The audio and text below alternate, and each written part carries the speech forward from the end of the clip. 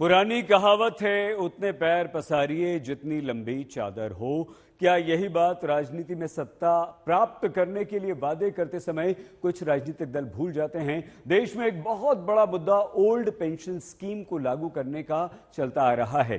हिमाचल प्रदेश में यह मुद्दा कहा जाता है कि कांग्रेस को सत्ता दिलाने में काफी महत्वपूर्ण रहा है, लेकिन आज समझना जरूरी है कि क्या वाकई राज्य का बजट इतना सेहतमंद है, या फिर पुरानी पेंशन लागू करके सत्ता हासिल करने के बाद उसकी भरपाई भी आपसे, हमसे, यानी कि जनता से ही कराई जाएगी। कांग्रेस ने प्रचार में बताया कि पुरानी पेंशन योजना नौजवानों के अच्छे दिन लाएगी, लेकिन आर्थिक जानकार चेतावनी देते हैं कि अगर पुरानी पेंशन योजना देश में लौटी तो ये नई पीढ़ी से सबसे बड़ा अन्याय होगा। ये स्कीम ईमानदार टैक्स पेयर्स को बहुत सताएगी। इसीलिए 2004 से 2014 तक यूपीए सरकार में पीएम रहे मनमोहन सिंह ने पुरानी पेंशन स्कीम को सरकारी खजाने के लिए बहुत खराब बताया था। लेकिन हिमाचल प्रदेश में कांग्रेस सरकार बनने के फौरन बाद इसे लागू करने जा रही है, जिसे हिमाचल प्रदेश में उसकी जीत का सबसे बड़ा कारण माना जाता है। ये जो ओपीएस है, पुराना पेंशन, वो भी उसी मंत्रिमंडल के बैठक में तय किया जाएगा और आपके सामने लाएंगे, वो आपको वापस मिलेगा।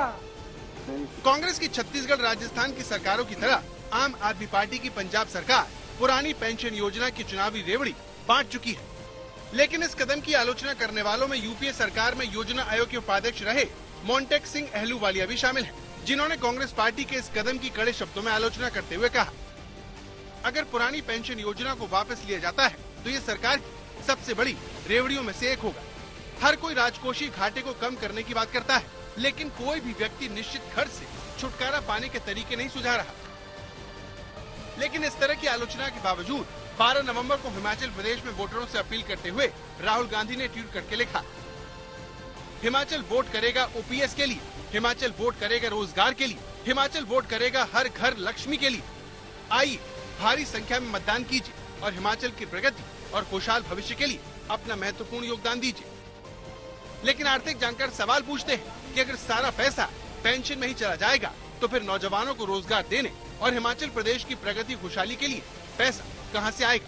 अब बहुत ध्यान से समझिए क्यों मनमोहन सिंह से लेकर मोन्टेक सिंह अहलूवालिया तक पुरानी पेंशन स्कीम के खिलाफ है। हिमाचल प्रदेश में साल 2004 से 2005 में सरकारी कर्मचारियों को दी जाने वाली पेंशन का बिल 591 करोड़ रुपए था, जो 2021-22 में बढ़कर 7,082 करोड़ रुपए हो गया, यानी इसमें 11.98% का इजाफा हो गया। जबकि सरकार को मुख्य रूप से टैक्स से मिलने वाली आमदनी को देखें तो वो साल 2004-05 में 1252 करोड़ रुपए थी, जो 2021-22 में 9,282 करोड़ रुपए हो गए। इस तरह सरकार की टैक्स से आमदनी में इजाफा हुआ 7.41% का। अब आप खुद ही देखिए, हिमाचल सरकार खुद टैक्स से 9,282 करोड़ रुपए कमाती है, जिसमें सिर्फ 7,082 करोड़ रुपए सरकारी कर्मचारियों को पेंशन देने में जा रहे हैं। अगर आम बोलचाल की भाषा में समझे तो सरकार की अपनी टैक्स से कमाई के 100 रुपए में से 76 रुपए 29 पैसे सिर्फ सरकारी कर्मचारियों को पेंशन देने में जा रहे हैं।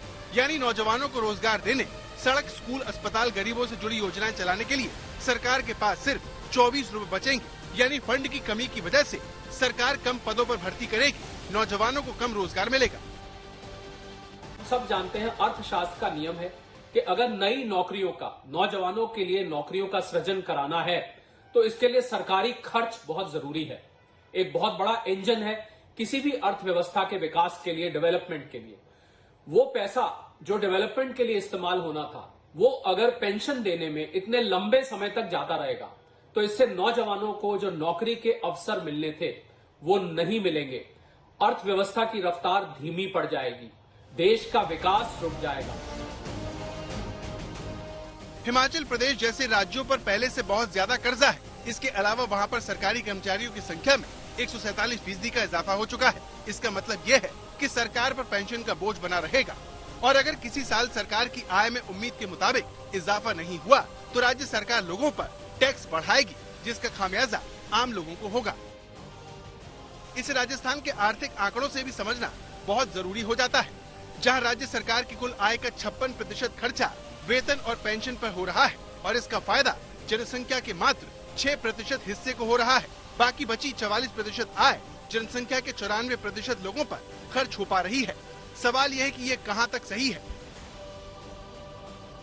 अगर हम करंट पोजीशन को देखें तो ये पैसा नॉन प्रोडक्टिव कार्य के लिए जा रहा है, क्योंकि आती हुई जाती हुई पेंशन जो है या किसी भी रिटायर्ड व्यक्ति के पास आती हुई पेंशन उसका खर्च तो पूरा कर रही है, पर देश के विकास में, देश की प्रगति में कोई योगदान नहीं दे रही है। इसी पैसे का खर्च यदि देश के विकास में किया जाए तो इससे नौजवानों के लिए और नौकरियां निकल के आएंगी। गवर्नमेंट एम्प्लॉयज का भला करना चाहिए, जरूर करना चाहिए, लेकिन क्या गवर्नमेंट एम्प्लॉयज का भला करने के लिए ओल्ड पेंशन स्कीम सही है या कोई दूसरे विकल्प हो जाते हैं? वो एक बहुत बड़ा सवाल जो है खड़ा होता है हमारे सामने। मेरे हिसाब से सॉल्यूशन ऐसा निकलना चाहिए कि स्टेट के पास ग्रोथ के लिए भी पैसा हो, स्टेट के पास डेवलपमेंट के लिए भी पैसा हो, साथ ही साथ गवर्नमेंट एम्प्लॉयज का भी ध्यान रखने का और सॉल्यूशन कोई निकाला जाए। इस तरह पुरानी पेंशन योजना का फायदा एक बहुत छोटे तबके को होगा, लेकिन इसकी कीमत नौजवान ज्यादा टैक्स और कम सरकारी पदों में भर्ती के रूप में चुकाएंगे। नौजवान फिर सड़कों पर नौकरियों के लिए धरना देंगे, कानून व्यवस्था की आड़ में लाठियां खाएंगे। आज तक ब्यूरो।